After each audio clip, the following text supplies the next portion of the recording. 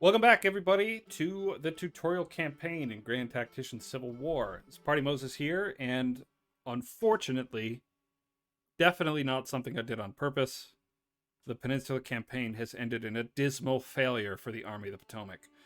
Many leadership changes and troop changes and various reorganization is forthcoming, but for now, we have returned to the Western Theater here. And we've got the Army of Tennessee, the 6th Corps of the Union Army, and various other elements ready to swoop down and, do some stuff. So we have mostly been attending to the Peninsula campaign over the past couple of months. So there's quite a lot here that desperately needs to be sort of looked at. So first of all, let's take a look over here at front lines. So it shows the Army of West Tennessee, 6,000 men over here. We've got the Army of East Tennessee, 13,000 men over here, sitting in Nashville. I'm going to head up there and deal with them pretty soon. We've got the Army of Kentucky under George Thomas is raising some more troops and sort of reorganizing. So it looks like they're all present. That's pretty good. And ready to go. So I'll probably bring them down to support the attack here against Nashville, because the plan is to keep Thomas headquartered here at Nashville while the rest of the army sort of moves again down the Mississippi. So again, this little wedge of southwestern Missouri is once again showing in Confederate hands for absolutely no reason whatsoever. But I'm not going to really worry about that for now, because my plan for sort of securing this little wedge is actually to continue moving down the Mississippi and to send some river fleets and some men up here to capture Little Rock. And very likely I might bring Fremont down the river to come and assault some of these forts. So we have Fort Smith over here in Arkansas. And a couple of these, this here, Fort Gibson, it's sitting over here by the Indian country, the Indian territory that they have here. And it looks like there's coal mine here. So if I can actually I might come down and try to capture that coal mine. And keep some presence for the Union here. So that's sort of the theater overview. First things first, I got to take on Nashville. We have another army being raised here. The Army of the Cumberland is currently being called, and I'm very likely going to do some leadership changes pretty soon as a result of the disaster of the Peninsula. So it looks like our boy, the young Napoleon, is likely going to be sacked. This was an unmitigated disaster for the Union. So if we look at this again, it was something like 40-something to 2, and we've lost 6 battles because of the Peninsula thing. We're remaining at a slight advantage, although the Confederacy is already drafting their civilians, impressing their enslaved workforce into the army, and their finances are in a tailspin. They are doing very badly at the moment. Their national debt is $1.13 billion right now. Their interest rate is way high. Their credit rating is extremely poor. Well, not extremely poor, I guess. They're at B+ or so. They're not doing super good. But yeah, they're not doing great. They're in a tailspin at the moment. And I say let them go. So who knows how long this campaign will continue to last, but there's a rumor floating around the various armies out here in the West. Now that we have heard of the disaster of the Peninsula campaign, the strike to the heart of the Confederacy to try to capture Richmond, now that has ended in defeat, it looks like the idea of striking at the economic foundation and the social foundation of the Confederacy, slavery, is on the board.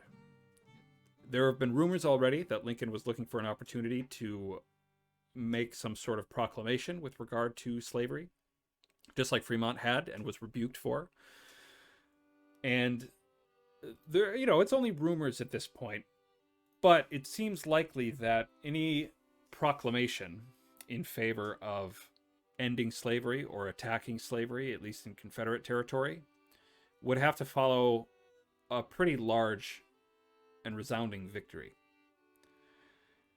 Because the issue is that we don't want to release the Emancipation Proclamation or anything like it following a defeat like we suffered on the Peninsula.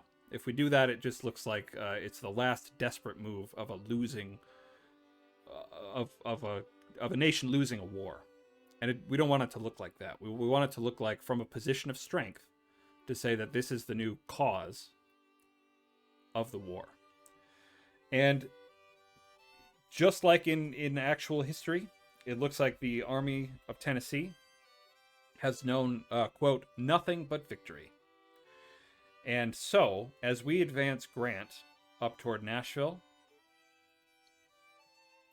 and we take Kearny's 6th Corps with him, as we're sort of considering how we might best be placed to issue, the possible Emancipation Proclamation, such as it might be, the Army of the Tennessee is cognizant of the fact that a lot rests on them. And this army, more than any of the others in the Union so far, has been pretty resoundingly abolitionist throughout the duration of its existence.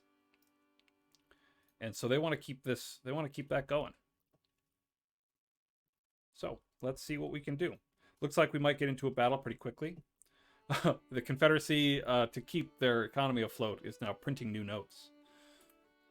All right. 6th Corps, for some reason, moving faster than Grant. I'm not quite sure why he's not moving yet.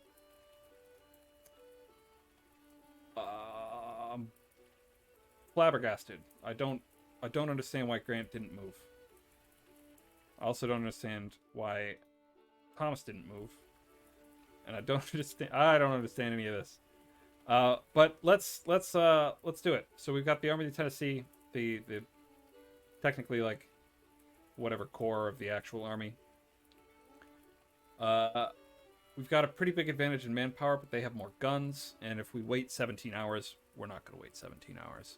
But if we were to wait 17 hours, we would have a pretty significant advantage in all respects. But we're not.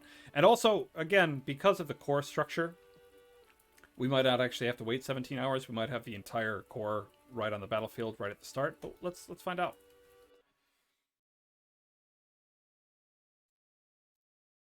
It looks like we do indeed have the entire army on the field, present and accounted for right at the start. So good for us. Looks like I'm really glad. Oh man, I'm really glad we're not fighting on the normal Tennessee battle map. This is a much nicer alternative. So let's get some cavalry scouts out forward. Get our divisions organized here a little bit.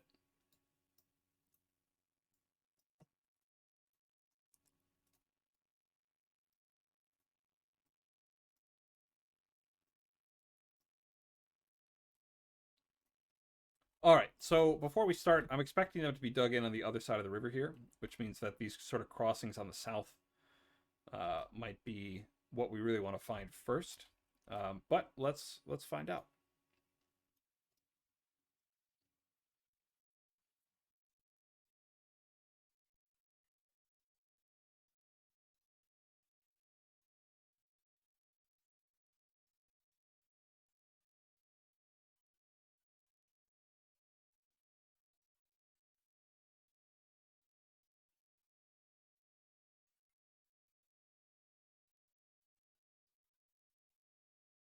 All right, we've got some information about the rebel line here.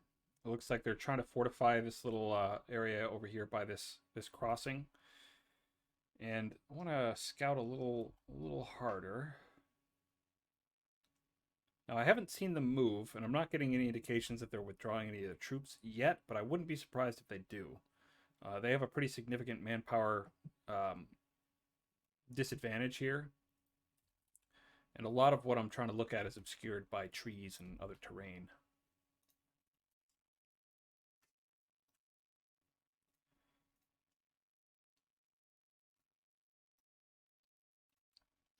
Sort of trying to get I'm trying to get a better sort of standard operating procedure about moving my divisions in an orderly way. I really don't want them to get borked up on the roads like this As much as possible, I want them to avoid that, and it's really difficult.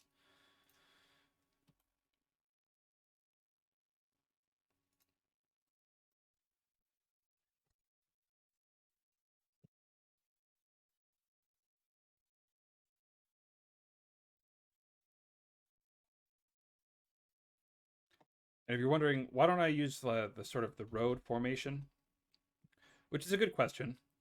So the road formation, I'll actually show you. So I got crook here, right? And we've got these various, right? We can put them in an attack column, which is pretty neat. We can put them in march column, quick movement around the battlefield. We've got successive lines, we've got flank refusal, single line, that kind of thing. But I'll put them in march columns. The reason I tend not to use march columns is that the orders to shift formation are the clunkiest things on the freaking planet. They just don't. They're not. What I would like to do is to be able to give, let's say, crook an order to like move over here, right? And then as I'm going along, change their formation so that when they get there, they will change their facing, right? They'll go from road into line. Like you should be able to give just normal orders to anyone on the battlefield. But they don't. They don't do that. And so instead, you have to march them to some location. I'll give them the orders now.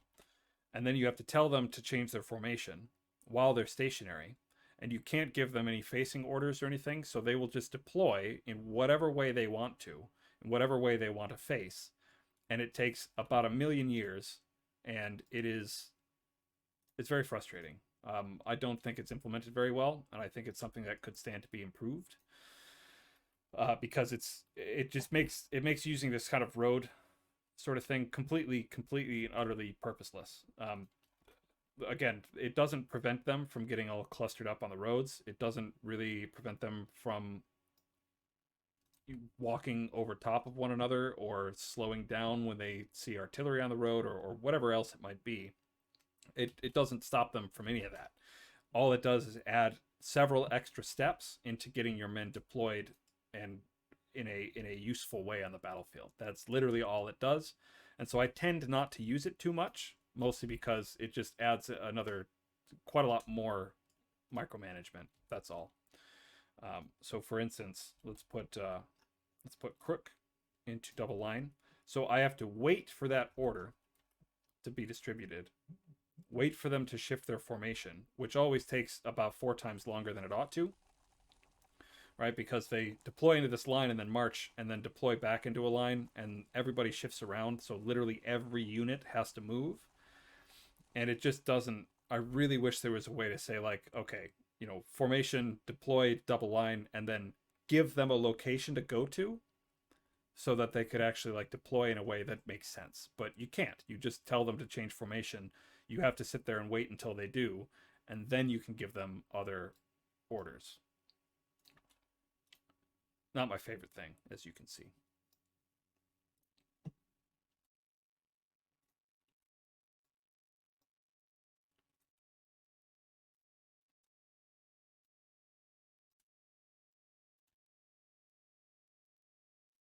And you can see patented road clutter happening right now because of the vagaries of the orders that you actually give.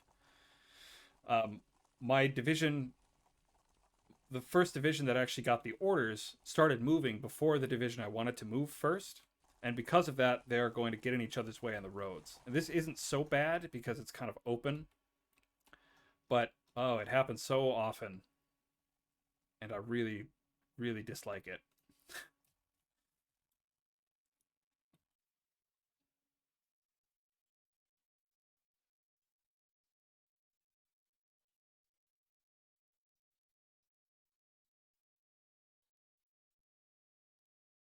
Sometimes an individual division will just confuse itself on its march without any help from any other units too. So it's cool. It's a super cool thing.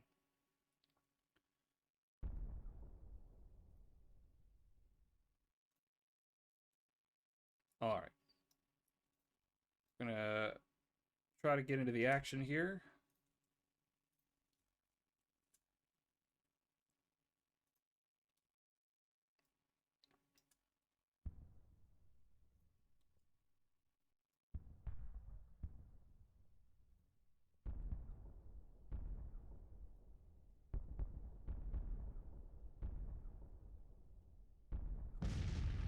Now, I'm not sure if they've got infantry protecting these guns, so I'm going to deploy some skirmishers first. And I'll have the skirmishers engage the guns. Yeah, they're withdrawing them. I'm going to see if I can very quickly charge these things.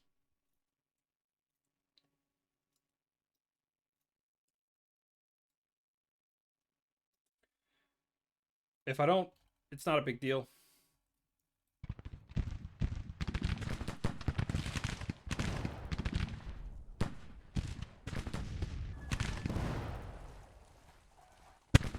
Check it out.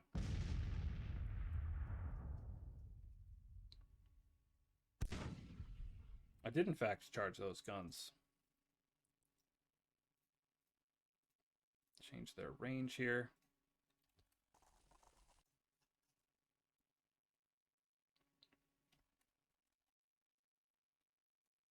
So if the enemy are going to try to withdraw, they have to sort of cut cross lots and get on this road here before they hit the Nashville Turnpike. And I've got my men positioned to prevent that a little bit, at the very least. Let's see what I got here. Only 6-pounders.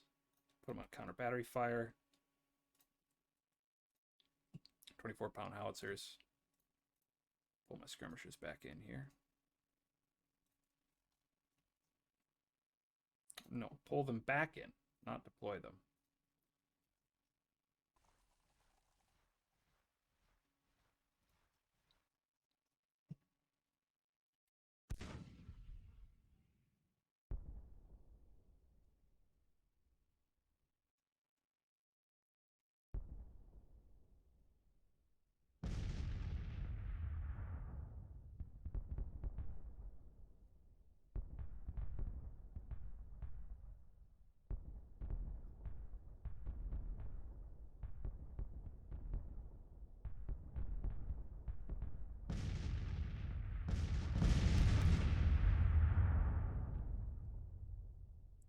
Enemy withdrawing. Got 14 minutes. I'm not going to be able to catch them. Just going to let them go. I'm not sure exactly where they could go in this, given where they are at this point, but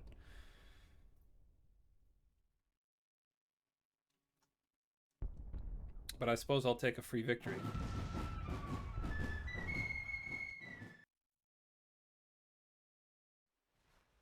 Alrighty, victory at Nashville.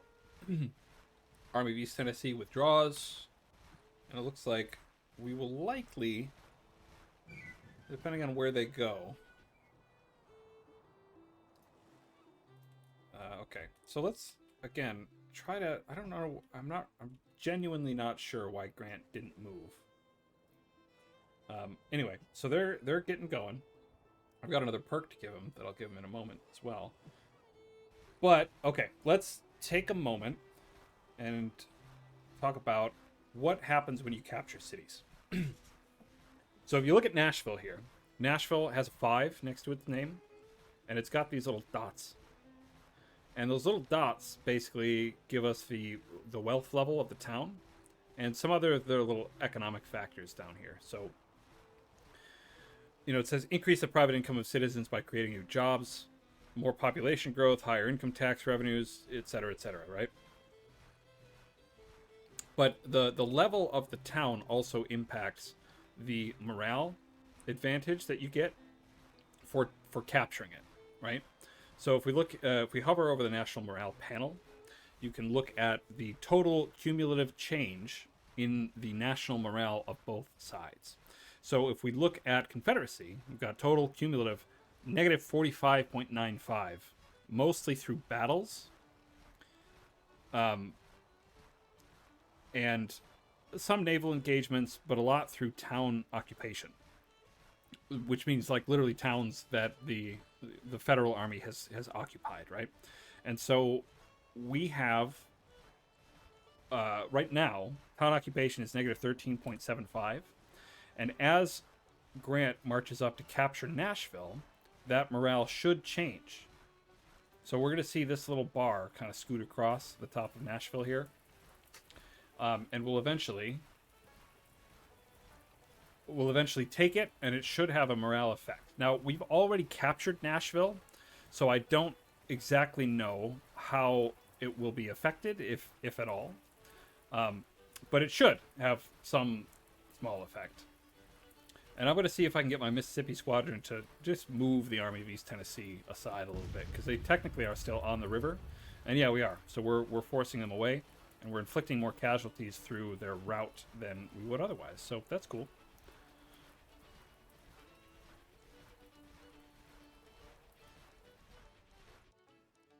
All right, let's increase speed a little bit. All right, they've landed on the ground. We might actually send the 7th Corps to scoot after them a little bit. But let's get Nashville captured, shall we? Okay, so we've captured Nashville. Nashville now, the 5, the little line under the 5 is blue.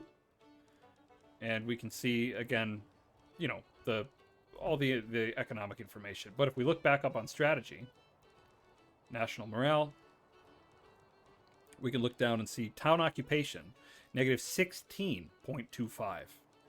So it's actually gone down quite significantly since capturing Tennessee, right?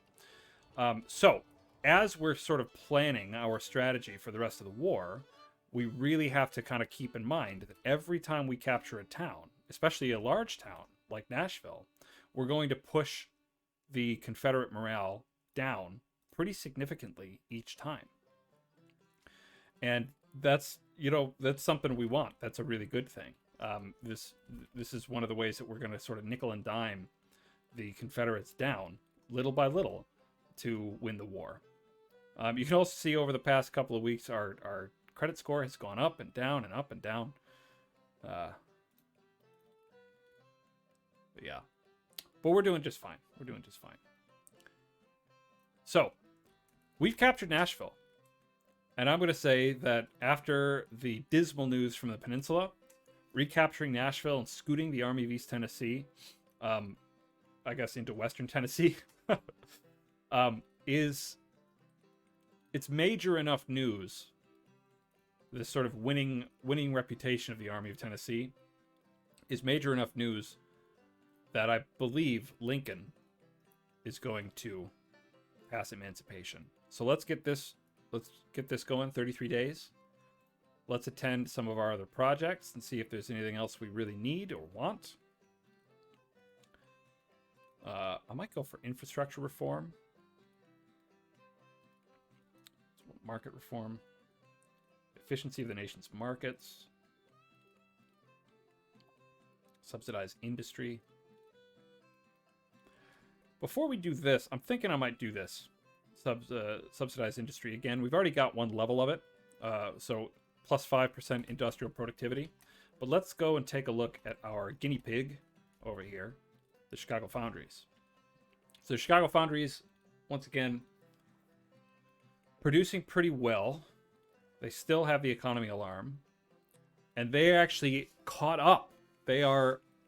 The pre-goods for this company are approximately 2.1 million, while the produced goods are worth approximately 2.1 million.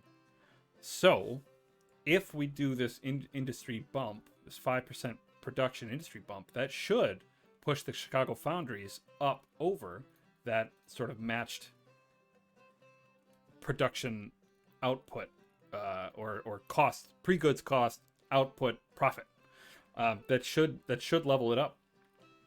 So that's something to pay attention to. Let's go check up on our mines up here in northern Michigan too. So I believe the Aztec copper mines, again, this has to be a bug. There's no way we need to do 143 million to upgrade these mines. There's absolutely no way. All right, the Cliff copper mines are now at they are level 2, and they're producing 19,000 pieces of copper ore. Pretty good. That's great. And let's check on this guy here too. Okay, so he's not nearly as close as the Chicago Foundries, but he's getting close. Again, within about 50,000. So still pretty close. And I think so. Let's test the project out, right? Infrastructure reform. That's not it. It's industry reform. Subsidize industry. So it should bump industrial productivity by another 5% to get it up to 10. Let's appoint that project. We've got a plus 10%. And let's advance a couple of days at a time.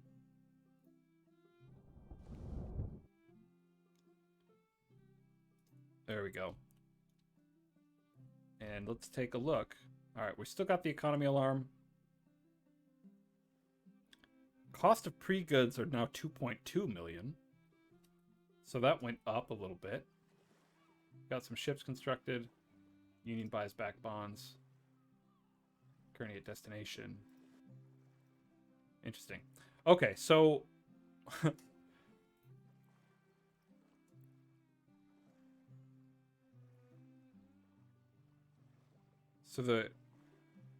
okay, and it's changing literally each time I hover over it. Maybe that's indicative of a problem. So cost of pre-goods approximately 2.1 million. Produced goods are worth about 2 million. Let me give it another day.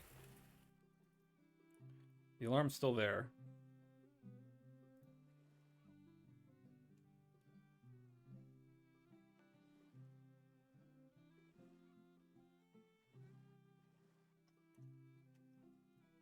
Let's see what it changed over here in St. Paul.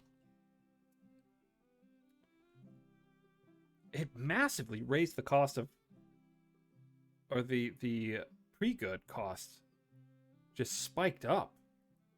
I wonder what that's about.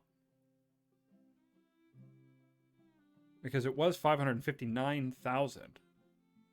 And it looks like our sort of efficiency score made the cost of the goods spike up to 594, which would have actually put it over, but it also increased the cost of the pre-goods supply. Weird. Well, a couple other things to check on. So we built a factory down here in Cairo a while back. Benton factory. It looks like it is not suffering. It's got it's producing pretty well. We don't have the economy alarm anymore. And it looks like it's happily producing.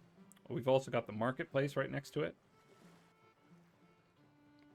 And our Cairo depot is at level 2. So that's good news.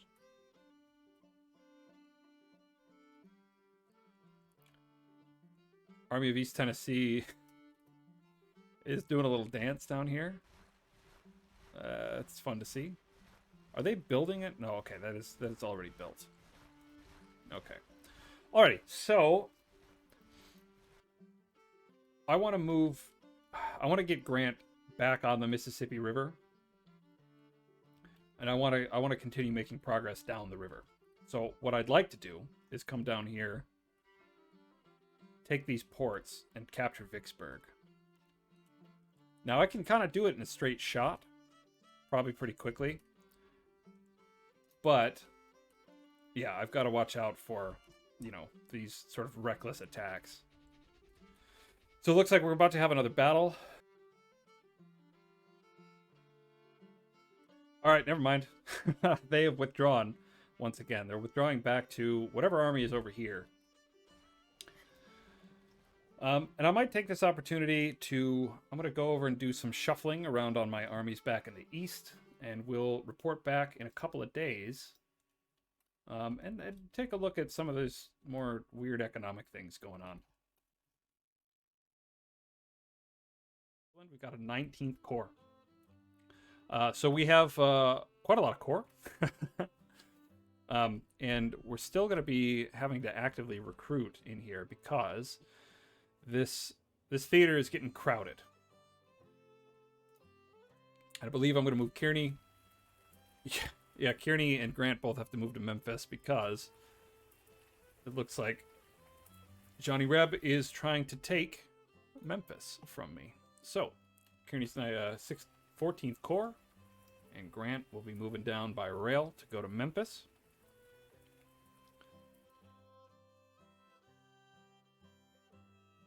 And I'm going to move, of course, Thomas down here as well. And I believe once he arrives, let's take a look at this is in telegraph range, and there is a telegraph station in here, so he doesn't need to do that. That's pretty good. And I've got some weapons delivered, so let's check them out. Let's see what we got here.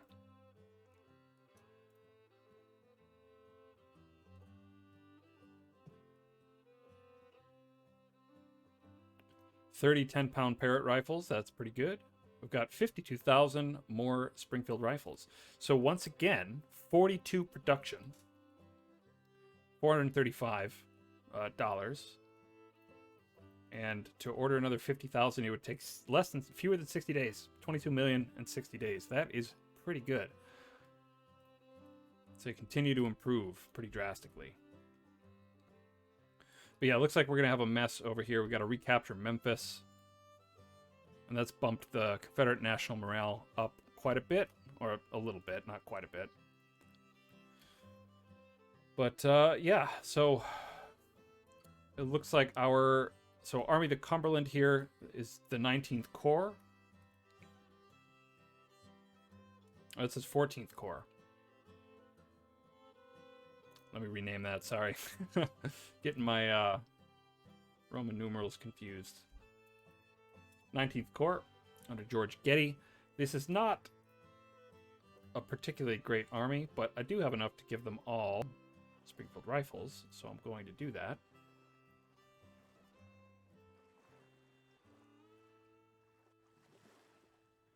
And mostly I want them to come down to help out George Thomas, as they are now. So this is Ohio. We'll say this is 14th Ohio. We probably don't have that many Ohioans, but I'm not going to check.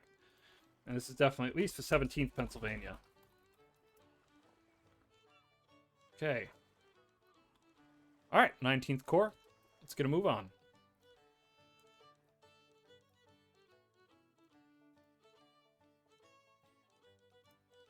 And because we have sort of a goofy kind of core structure, at the moment we actually have to move the Army of the Cumberland itself separately from the actual part of the army that has the manpower. It's a little goofy, but you know, once you get used to it, it's not really that big a concern. And as soon as I have a handle, and as soon as I feel like I have breathing room here in this sort of theater, I'm going to do a bit of reorganization here as well, right? Because I need to guard Missouri, and for that, Fremont's going to need more men, because he's only got 5,000 right now, which is a very few. As I've sort of whittled down his brigades quite a bit. I don't know why that guy was only the 4th Brigade.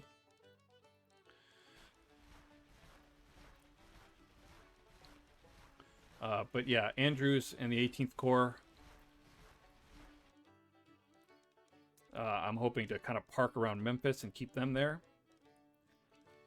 While it looks like we have Grant, or Kearney, and the 14th Corps have pushed away whatever force was down here, which I don't actually have vision on. So I'm going to bring my fleet down to hopefully get an idea.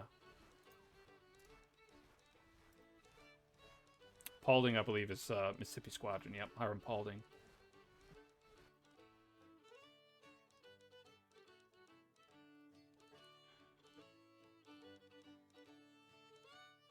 Dowell himself doesn't have too many. They all need rifles as well. Yeah, and so the sneaky Confederates have once again kind of snuck up and managed to get around all of my armies and lay siege to Fort McHenry outside Washington, D.C., and capture it, and then they immediately withdrew. So, again, like, the just goofy AI stuff is ongoing in this campaign. It has been quite the feature of this whole thing.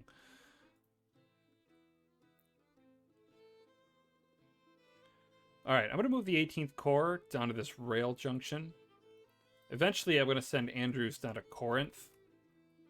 And I'll probably move McDowell down here to cover that as well.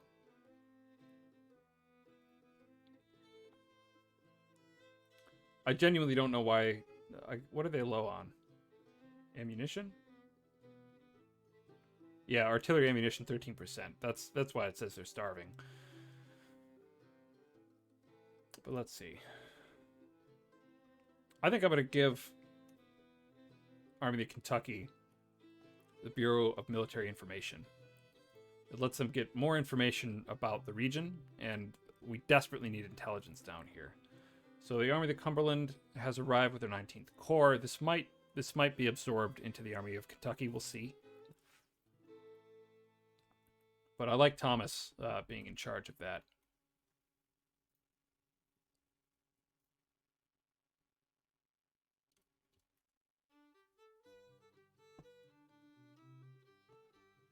All right, got some more vision thanks to our Mississippi squadron here. I'm going to send him down to be a bit more aggressive down here. Rebels are once again building supply depots because they love to build supply depots.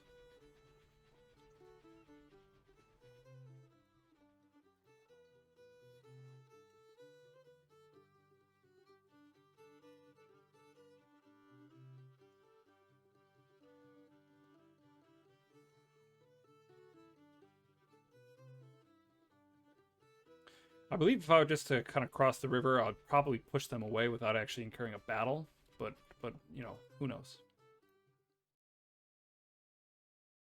Okay, so settled here on Nashville.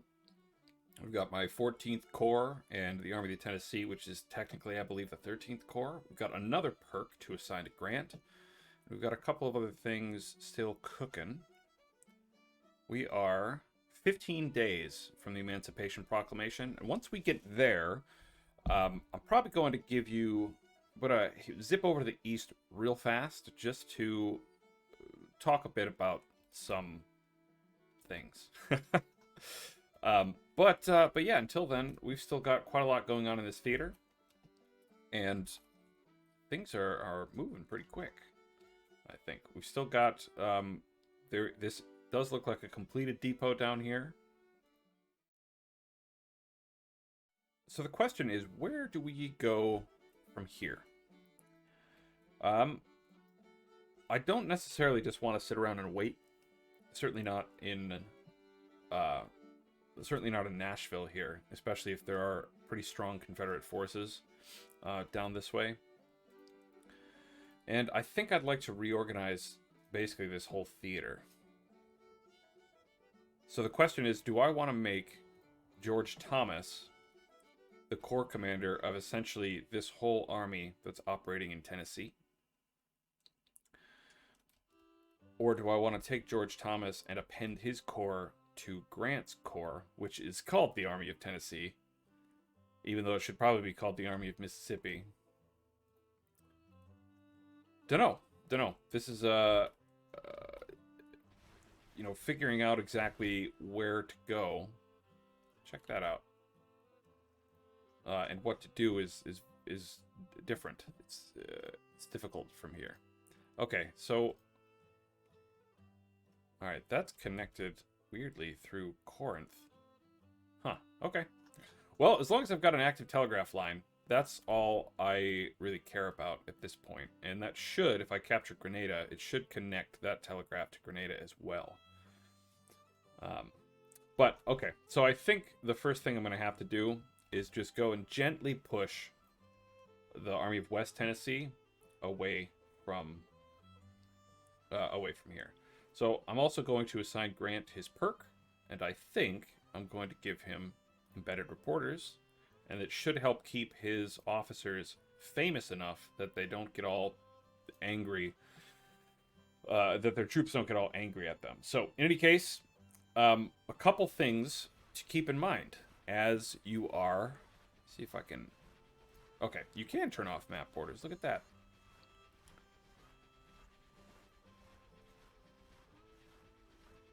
Anyway, so I'm going to cross Grant here, right? Grant's just going to go right across this. It's like a little ferry post, right? You can just cross it without much difficulty.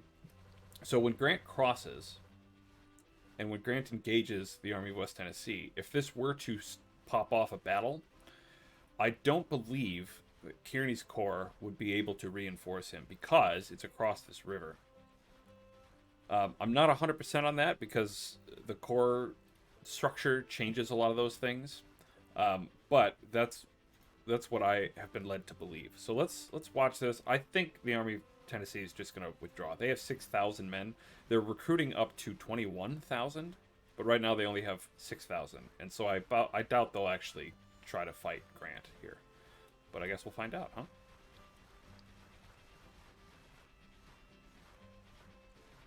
Just a nice nighttime camp right at the Mississippi River, tossing some tents up, you know, cooking your bacon in your little skillet right on the Mississippi.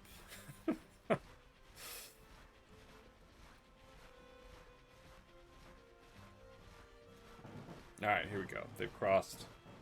Yep, and they're withdrawing, as I suspected. I don't know that they completed the supply depot that they were building here. Okay. Yep, they are shoved away. So, I think between Thomas and this new corps, the 19th Corps of the Army of the Cumberland, I think I'm confident enough that I can start taking Grant and moving him south. First toward Grenada, and then toward Vicksburg. Vicksburg is a bit of a hike. It's quite far away, and there are a lot of rebel armies active in this theater. And I'm wondering if taking Vicksburg would be sort of like occupying Northern Virginia over in the east.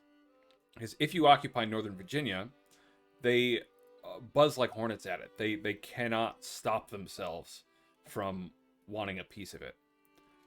They just spam attacks at you over and over and over and over again. But I'm wondering if they'll also try to come back up and take Memphis to sort of cut my armies off, which would be a sort of intelligent move. But I also have a lot of armies active over here, right? I've got Thomas, I've got the 18th Corps in the Department of Missouri. Like, I've got a lot of men that I can use to respond to any attacks like that. So I'm not sure that they will try to come after Memphis, or if they do, they'll be successful. And I'm hoping that if I go down toward Vicksburg, that's new. If I go down toward Vicksburg, that might sort of pull all of the attention from all of these armies down south toward Vicksburg, toward basically where I'm strongest. So that's what I'm thinking about. I'm also still thinking about trying to prep. How blockaded is this? Pretty blockaded, 63%. This is pretty good. They also have a squadron over here, 6 ships, and they're set in raiding mode. I'm not sure that's going to do anything over there, Sweaty. But New Orleans is only blocked by 25%, and that's mostly because my steam squadron isn't in range to blockade New Orleans. Which is a problem I should remedy. The steam squadron is the one with more of the blockade potential, so I'm going to basically change positions here. Which is a bit odd, because I do have 8 ships in my Gulf blockading squadron. And they're not, I've got, well, a frigate and a steam frigate. I'm not sure the steam frigate I don't think is in the fleet yet. But I've got a frigate and a sloop of war. And I guess the rest are just 4th rates. Little steamers. They're okay. A quick check on my finances. Everything's going well. Interest rates, 5%. Check that out. That's great. Confederate interest rate is almost 10%. National debt, $314 million. It's really come down. My wealth is below average. My surplus right now is $292 million. I've never seen that before. And I've got $46 million in the bank. Okay, here's what I'm going to do. I'm going to build a lot of shit. I don't think I need too many more men in the army. I outnumber the Secesh by about 60,000 men. That's pretty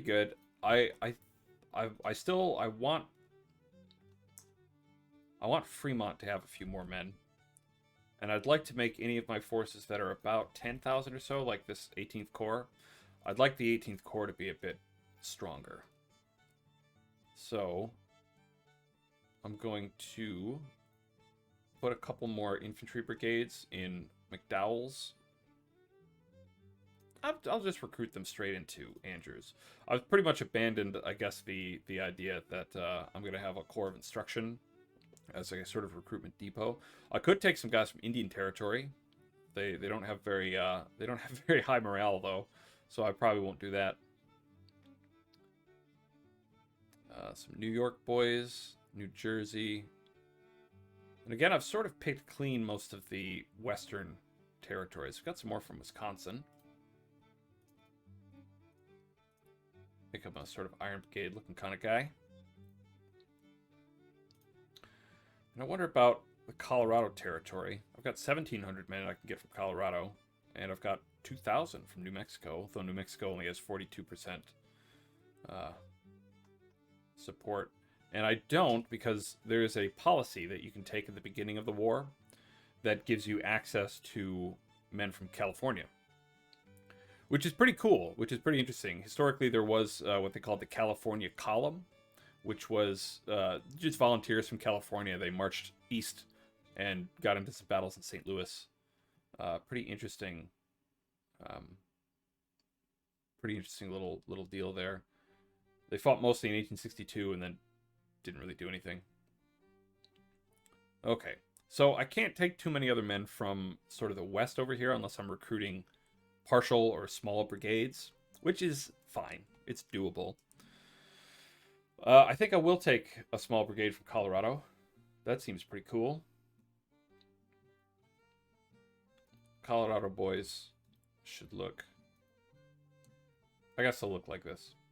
And I'm going to give them a tannish gray coat. Yeah. I'll give them another battery.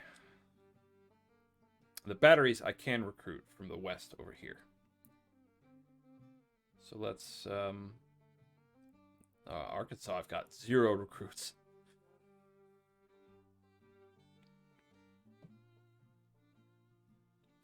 Indiana, that looks pretty good.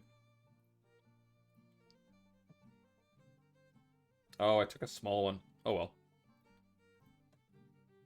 Alright, 25 days, 42 days. Oh, it's because they're from Colorado. Alright. And I also got to rename these guys. This is at least the 3rd Iowa, if not the 4th. First battery, say 5th Illinois Light. How many do I have from Wisconsin? I thought I saw a Wisconsin boy. Pretty close over here. Tennessee. Let's call him the 7th Wisconsin. Usually I keep better track, but I haven't been. Sometimes I literally have a sheet of paper and I write down all of their state origins and number, how many there are. I'm not saying you have to. It's just something I do. Alright, so if we've got the 7th Wisconsin, this means this will be the 8th Wisconsin. And Phil Sheridan, good commander.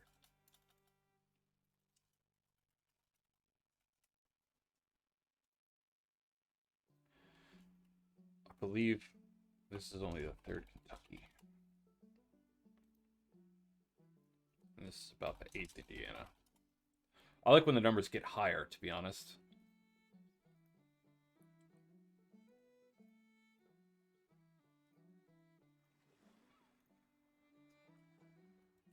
I think this is only the 1st Indiana battery. They'll be light for now. And 1st, Colorado.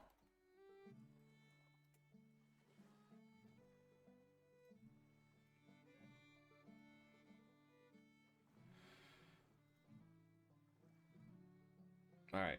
Oh, this is my Gatling gun battery.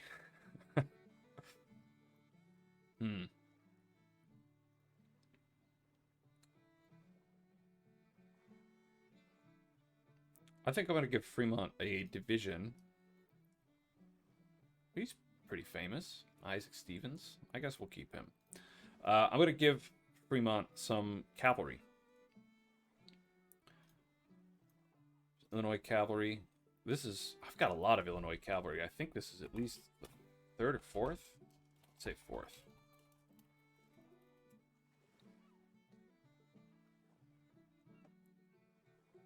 And I keep recruiting the smaller brigades,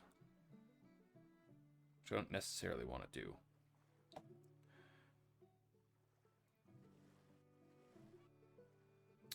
I'm going to take another Missouri cavalry because they are in Missouri and they should fight splendidly in their home turf. But I'm going to make them look... Oh, this guy looks so bad. I like the cocky, young-looking guy. I'm going to take him.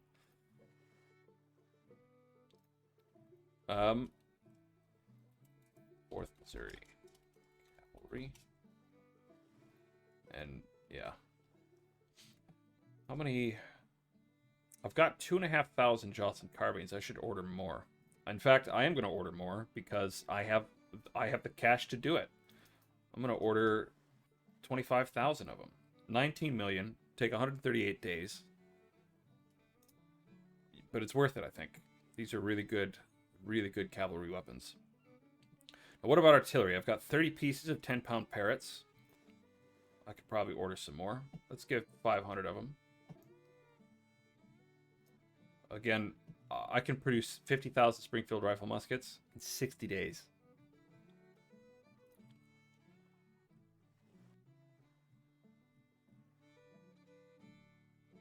That's so sweet. Mississippi rifle is still at 34, and it's still going to take 164 days. So I do wonder if the speed of production is related to the number of rifles that you've actually created. So I'm going to order, let's order 25,000 of those. I'm not expecting even really to use them, just to have them. And I want to see what that does to the standardization, and I want to see what it does to the speed at which with which they're created.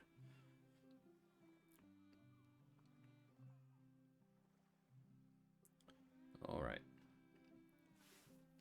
Oh, I've got 19 14-pounder Jameses. I think I replaced a battery or two with Parrots that had those. I wish I could sell the Gatling guns. I don't want them. Anyway, okay. There's some fiddling. I do want to build some more buildings, though. So I'm curious about the effects that our changes to our industry subsidies did. If you remember last time, or earlier in this episode, I think. So you ought to remember it. We hit another subsidized industry policy or project. And that had weird effects, right? We went up a little bit. The pre-goods costs went up while the profits remained around the same, which is weird, right? Like you'd think that wouldn't do it. But I don't know. But let's see. If we look at our buildings, federal buildings, they want hospitals. I think I might build a hospital in Cairo. That's a decent place to do it, and that's a place I'm likely going to have armies retreating in case things go badly over here. So I'm going to build a hospital in Cairo. We are building Cairo, Illinois up like crazy. It's going to have a Walmart soon. Markets could go everywhere, and that's really all for the priority. I could build like a Detroit military academy. Make some super cool Michiganders. All right, it's telling me high priority of farms, high priority of foundries, high priority of lumber mills, high priority of factories, high priority of mills. Let's build a mill. I've got enough ag subsidies to build a mill. And when you think about placing buildings, you can use, let's see, a lot of these are important for figuring out. But you want to look at shortages and oversupply. You want to look at production and demand. And available capital is always pretty good. And workforce is always pretty good, right? So like when we're thinking about, okay, I need a mill. Where is a mill going to be most productive? And just because, we're playing here in the West, I'm going to try to prioritize areas that are in the West, right? So a mill, let's see what it says about what a mill does. A mill grinds seeds from crops into flour that is used for making bread. The flour is sold to citizens and, more importantly, to larger food processing plants that are part of larger factory complexes. So this takes crops, the produce of farms, and it sends them to factories to be turned into rations for soldiers, and it's sold to citizens, right? So we have a factory here in Cairo. So if we want to continue making Cairo a huge industrial metropolis, I could put a mill here in Cairo, and we have, let's see, workforce is pretty good. Available capital is non-existent. We have some available capital like way in the east, but almost nowhere else. And then let's see, shortages and oversupply. Oversupply of lead down here. We've got shortages of just about everything everywhere else. Most importantly, wool, wood, and salt. Salt and wood are very common. So let's check finances. Okay, we spent all of our money on guns. We've taken our budget surplus, and just like the modern United States, we spent it all on guns. But I'm still going to build these buildings because we still have a lot. So I am going to build a lumber mill. And I am going to build a mill. And I'm thinking about a salt works as well. Because salt...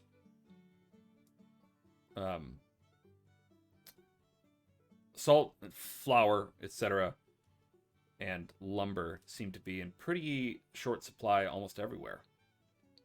All right, so first, the mill. Let's figure out where we're going to put this mill. So we need it to be near crops. We'd like it to be near crops. We'd like to be near crops on a rail line, say a rail line that we built at the beginning of the game, where there are a lot of farms that are producing a lot of crops. We also want it to be close to other centers, other places that distribute to, say, factories that produce war material and supplies and things like the Chicago factories, right? So if we're, again, looking at crop fertility, if this filter, there we go, come on. Fertility. Oh, I'm hitting cotton, not crops. That's why. Okay. So I'm thinking if we... That's looking pretty good. I think maybe here between Pontiac and Bloomington. We're nearby farms. Quite a lot of good farmland. We've got a couple of factories, Peoria and here in Chicago. I think this is a great place to put a mill. Let's see if the workforce is. Workforce is okay.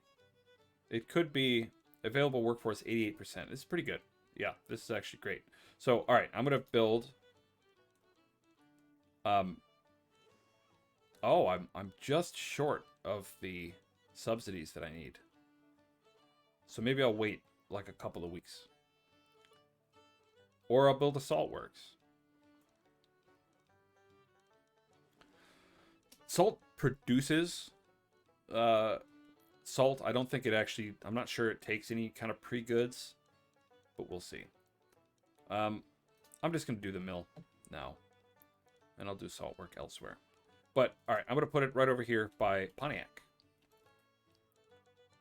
And I spent $82,000 out of the treasury because I wasn't quite there with my subsidies. And I'm going to wait for more subsidy funding to build salt works. But that's next. And right now, I'm going to take my abundant industrial subsidies and I'm going to put a lumber mill in. So, we want to look at fertility of wood. Oh, look at that! Michigan! the hero of the Union. Michigan has a ton of lumber camps, so I'm going to try to set it pretty close to Detroit, maybe between Detroit and Lansing, in, around, this is Jackson. Jackson is a famous place in the history of the Republican Party, by the way. They had one of the early meetings here that formulated the Republican Party policy. Its abolitionist stance and its sort of outreach toward the Whigs and the various other parties active in the United States at that point. So Jackson, Michigan, pretty famous spot. Kind of an irony that the Republican Party was started in a town named after Andrew Jackson, a guy the Republicans didn't like at all. Anyway, I'm going to put up my lumber mill. They have Hillsdale. They don't have Ann Arbor yet? That's bizarre. Price level of sold goods, if I put it down here near where Ann Arbor would be, kind of. Ann Arbor would probably be more like up here. Like about here or so. But the price level of sold goods is very expensive. But do I want that to be very expensive? This is where the fact that I don't have like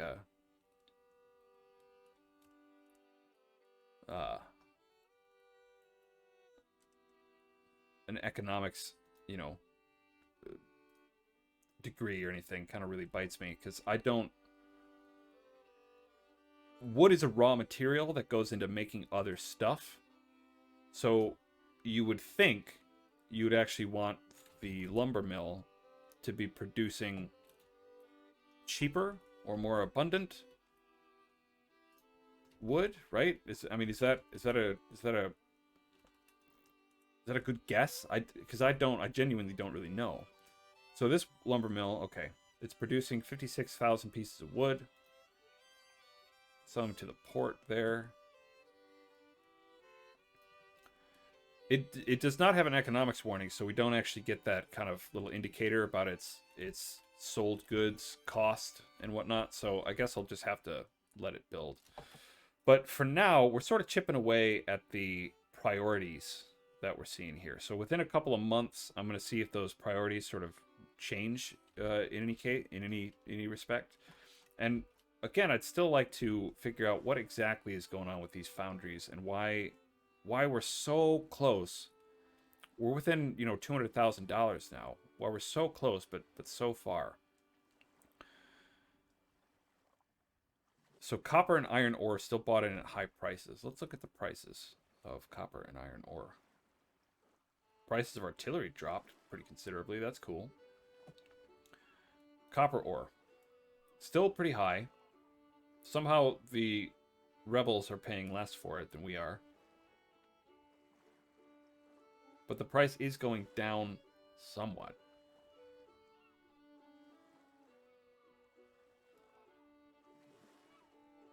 Got a lot in stock. Iron is crazily fluctuating. I suppose this means ultimately we just have to get more in circulation, right? So that we have to look for yet more opportunities to upgrade more of our mines. So I've done some of the Michigan mines. We do have the subsidy funding for it. So this iron mines and iron mines. There's got to be another copper mine around here somewhere. There's that Aztec copper mine, but I think this is bugged. I think this price, they want $143 million to upgrade this copper mine. That can't be right. It can't possibly be right. In any case, I've got the subsidies, so I'm going to upgrade this iron mine.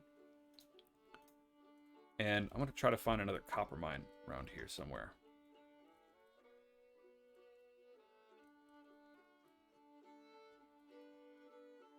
And also, if any of you out there watching know that I'm making a grievous mistake, that I'm putting all my eggs into the wrong baskets entirely, feel free to let me know.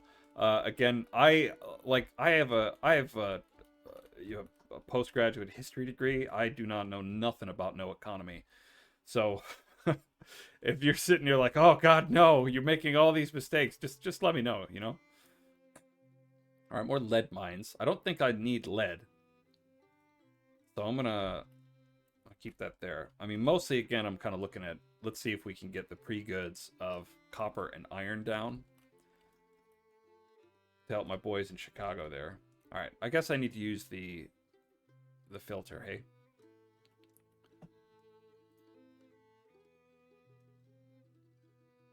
Nope. Mines. Coal. Cliff copper mines. Michigan coal fields. Aztec copper mines. Man, it just refuses to believe the Upper Peninsula of Michigan is in Michigan. It's saying the Aztec copper mines are St. Paul. I guess maybe that's where...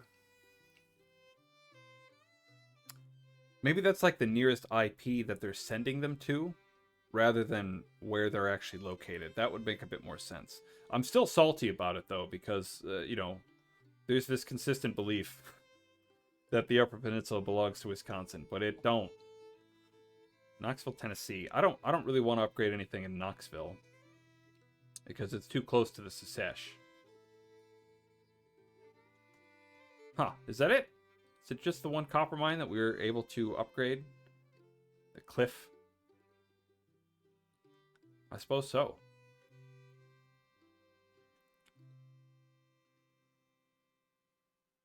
Limestone Niter Caves, Montgomery. I don't have that.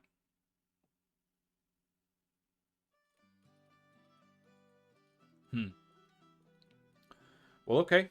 Yeah, I guess that's about where I am in terms of copper. That's all the copper I'm going to be able to produce until I get $143 million to put in the Aztec copper mines here.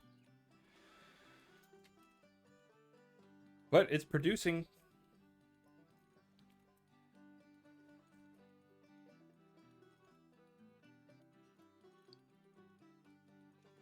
Okay, so that's enough economy stuff for now. Let's see if we can get back to the campaign. So I'm pretty happy with having the 18th Corps and the Department of Missouri sort of around here, especially as they're kind of recruiting more men. And eventually they'll have even more. And, you know, just because I'm going to recruit a couple... I'll get some, like, New York guys. Because why not? New Jersey and a New York regiment. I'll recruit them into this, you know, McDowell's technically kind of the Corps of Instruction over here. And I'll get another artillery battery as well. Let's get them from Minnesota. Okay. So, lots of recruitment. And I think... So the question is, do I want to try to hit Vicksburg amphibiously? Or do I want to come down the rail line? Because I'm thinking if I come down to Grenada, that might pull some of these armies that are threatening Memphis to come down this way as well. And I might even be able to hop, say, Grant along this little spur here, and then move Kearney down to Jackson and sort of hit them both. And Vicksburg has many factories, nice factories here. It's got all sorts of good stuff. And then if I'm able to kind of pull some of their aggression down toward Vicksburg or Grenada, various other places here, then I might be able to take Fremont sort of along this river here, hit Batesville, Salem, kind of cut off these little river access routes that the secessionists are using to sort of supply their armies that are taking those big pieces out of southwest Missouri. So that's what I'm thinking. George Thomas still needs his artillery. Good supply depot, though. Okay. All right. I'm going to do it. I'm going to go. So what I think I'm going to do... Yeah, I think we're going to move both... We're going to move down the rail line to Grenada first. And we might encounter some Secesh. We might get into a battle down here. And if we do, that's okay.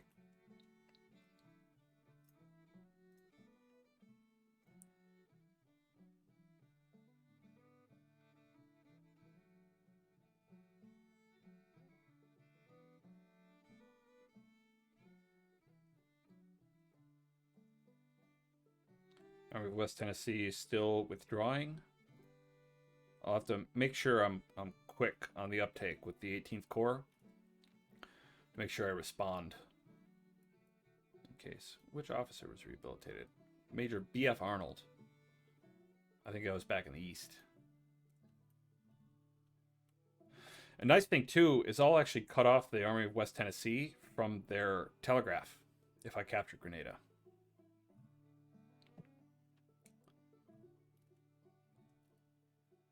So it's not going to make a huge difference, but it will make a difference in how quickly they're able to respond to orders from their command. All right, what's happening here? I heard artillery. Oh. The rebels have a squadron. They outgun me. They've got some better ships. Uh-oh. That is a surprise. I did not expect that. Might have to build a slightly more robust river fleet here. All right, well, we're taking Grenada.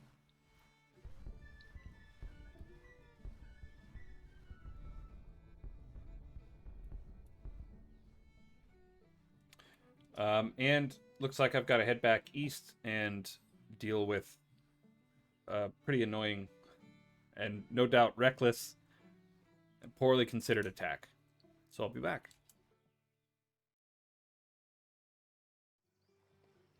My Mississippi squadron took a beating, took an absolute pounding. I've gotten a couple of other dispatches here. It says my Mississippi squadron.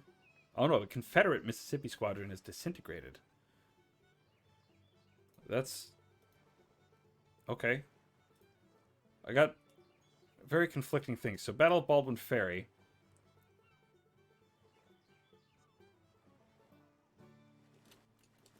Huh, I got a thing that said disaster. But I'm still... all of my ships are disabled. All of them are disabled. But, yeah. Huh. I guess I've disintegrated their squadron. That's good. Yeah. Alright, lots happening while I was attending to that battle over there. So, it looks like another army, the Army of Georgia, 5,500 men, came up to Nashville, and George Thomas dealt with that pretty effectively. That's pretty good. We've had a couple of siege battles going on near Washington. The rebels sending armies up to attack the forts outside D.C., like from amphibious attacks and whatnot, which is, again, it remains bizarre to me. This is the Army of West Tennessee. We may have a battle here yet. And I'm going to bring the Mississippi... I can't, because they're not ready.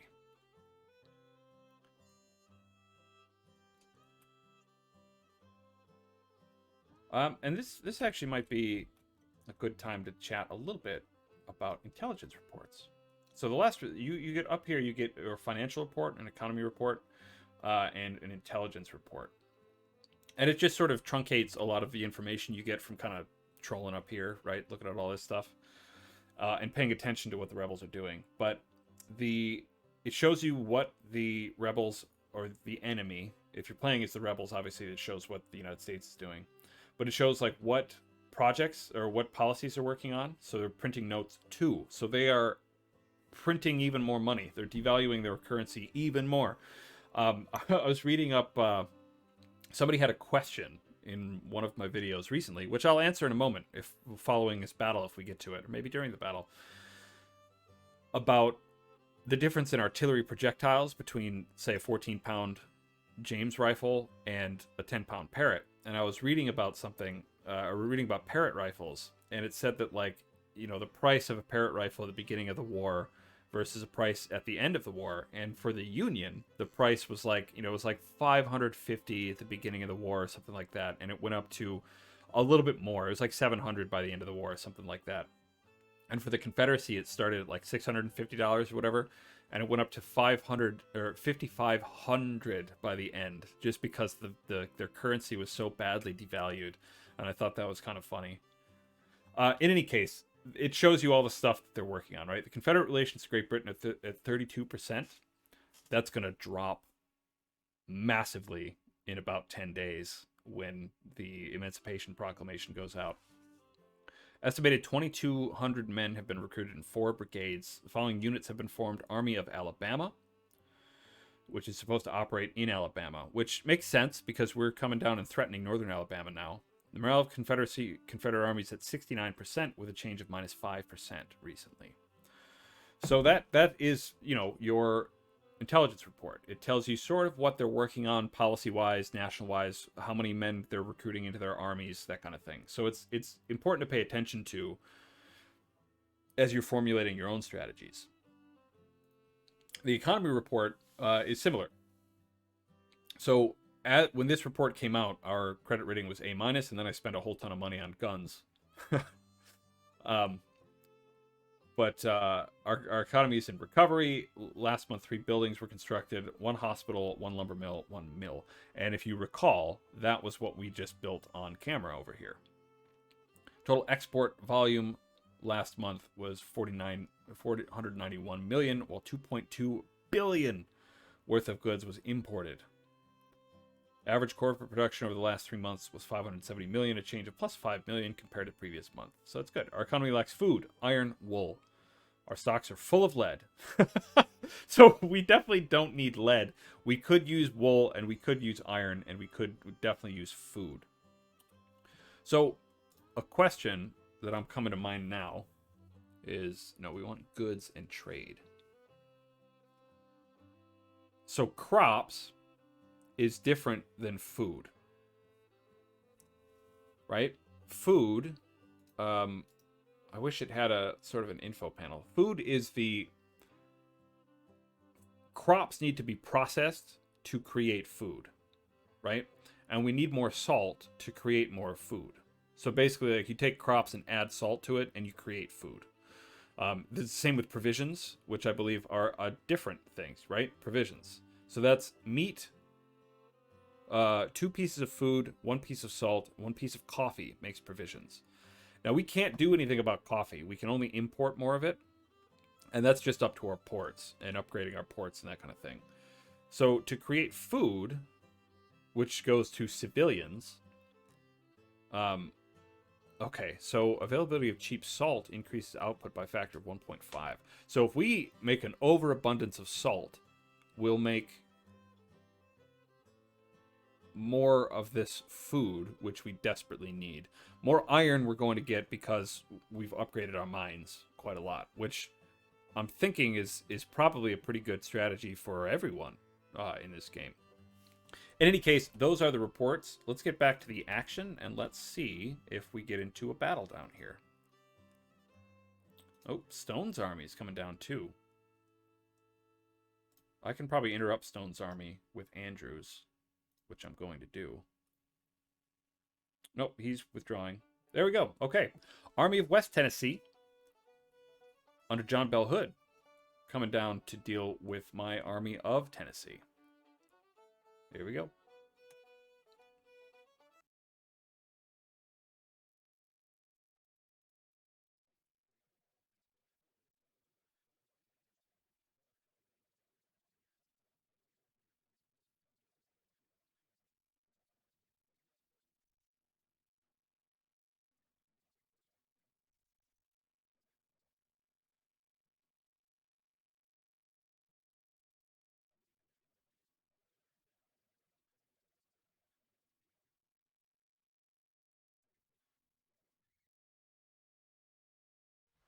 Victory at Grenada. Army of West Tennessee withdraws. I feel like that's going to be a big part of the next sort of portion of the campaign. I'm not sure I want to leave Grenada. Oh, Missouri State Guard. Hey, remember those guys?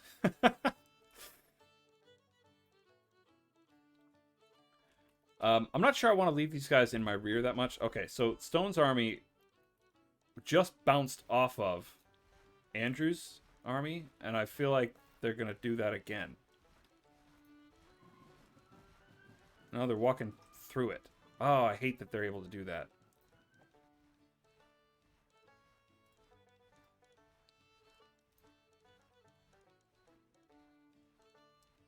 $17 It's going to take 17 hours for a telegram from the Department of Missouri to get down to here to Andrews to tell him to move to Corinth.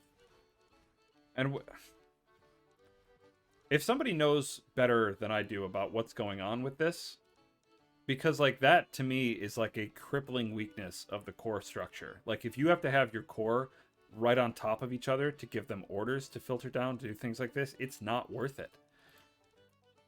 And I thought it maybe was because of the telegraph, but these guys are all connected to telegraph. They're all connected to several telegraphs.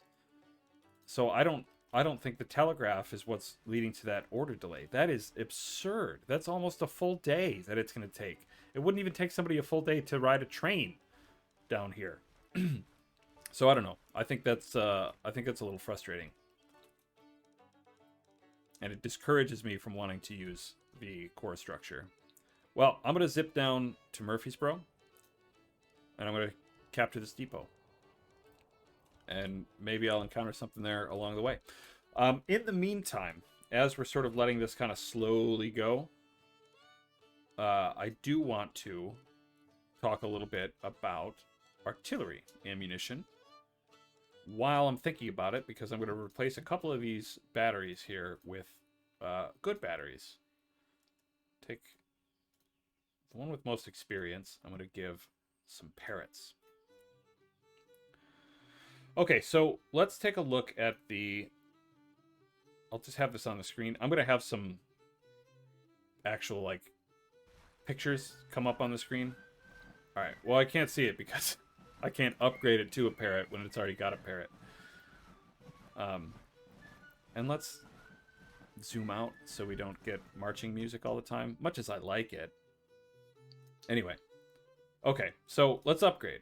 Let's go to our 10-pound, our Parrot rifles. And somebody asked, what's the difference in the projectile between a Parrot rifle and a 14-pounder James? Because when they were looking it up, it's the 12-pounder James, actually. But in any case, James rifle projectile and a Parrot rifle projectile are the same caliber. They're 3.67 caliber. So that's 367 hundredths of an inch, basically. So a little over 3.5 inches wide, right? And it's similar. The 3-inch ordnance rifle fires a 3-inch caliber piece, a 300 caliber piece, a projectile, right? But the thing is that rifled ammunition aren't just cannonballs. Whereas like an iron cannonball is just a dense piece of iron that's a spherical shape. Whereas the rifled pieces are longer, and they're a bit more, they're shaped more like what we think of as like bullets or modern tank rounds or modern artillery rounds, right? So they're kind of shaped, they have a sort of a nose and an end. And a bunch of the rifled ordnance, a bunch of the rifled sort of the projectiles that the rifled artillery fire are really weird in a lot of ways to facilitate breech loading. So the 14-pounder James is conical, and it's got a little shell sort of bit in the front, and then you put ordnance, you stuff ordnance in the front that way. And then it's got a back with several like flanges that go sort of at angles kind of around the long axis of this cone. And inside that back part is lead. And as the projectile fires, the lead squeezes out those little flanges, and it widens the projectile, and it's that soft lead that actually grips the grooving in the James rifle, and that's what imparts the spin to the James rifle projectile, which is neat when you think about it, right? Because one of the problems with brass field ordnance, especially rifled brass field ordnance, was that the brass wears really quickly.